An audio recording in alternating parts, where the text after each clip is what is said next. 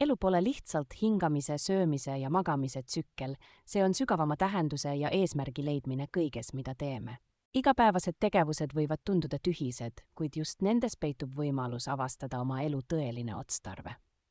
Kui leiame oma töös tähenduse, olgu see siis taimede kasvatamine või dokumentide täitmine, muutub see rahulolu allikaks, mitte lihtsalt kohustuseks. Eesmärgiga töö ei tähenda alati maailma muutvat leiutist või kuulsust, see võib tähendada lihtsalt teiste aitamist või oma oskuste kasutamist millegi parema loomiseks. Igaüks meist kannab endas unikaalset annet, mis võib jääda avastamata, kui me ei küsi endalt, mis on minu jaoks tõeliselt tähtis.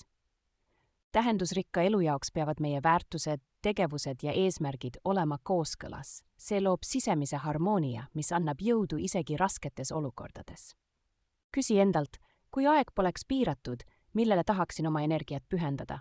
Vastus võib juhatada teid teie tõelise kutsumuseni. Elu tähendus ei ole midagi, mida leida väljaspool ennast, see on looming, mida ehitame iga otsuse, iga teo ja iga armastava žestiga. Mõnikord peitub sügav rahulolu just kõige lihtsamates hetkedes, perega söömises, sõbraga jalutamises või lihtsalt päikeseloojangut nautides. Lõppude lõpuks pole elu mõte mitte selles, et jätta endast maha suurt pärandit, vaid elada igat hetke täielikult, teadlikult ja tänulikkusega selle eest, mis meil on.